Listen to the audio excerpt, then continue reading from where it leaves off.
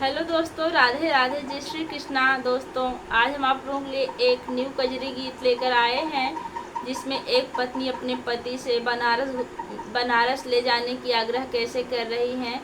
आप लोग वीडियो के माध्यम से देखिए और कमेंट करके हमें बताइएगा कि यह गीत आपको कैसी लगी।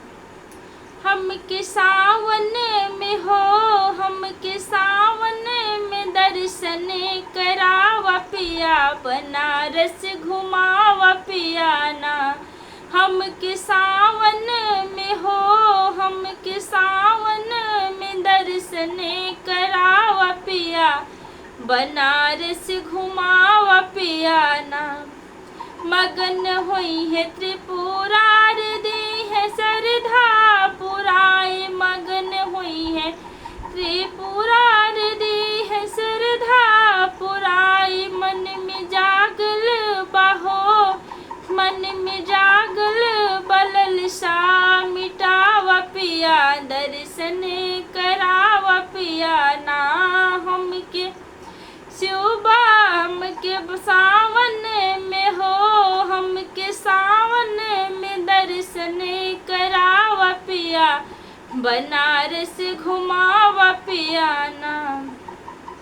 लैला गेरुआ रंग चुनरिया साथ फूल की डलरिया, लैला गेरुआ रंग चुनरिया साथ फूल की डलरिया। दोनों कांधे पे हो, दोनों कांधे पे कांवड़े उठावा पिया, दर्शन करावा पिया ना।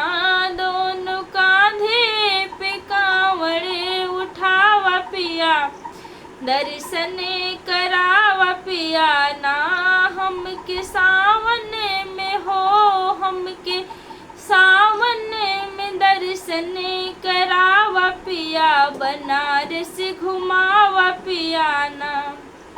गंगा जल जो चढ़ई बयन धन ज्यादा पैबा, गंगा जल जो चढ़ई बयन धन ज्यादा पैबा। बाट सुभई हो, बाट सुभई महीनवा नहवावा पिया, दर्शन करावा पिया ना।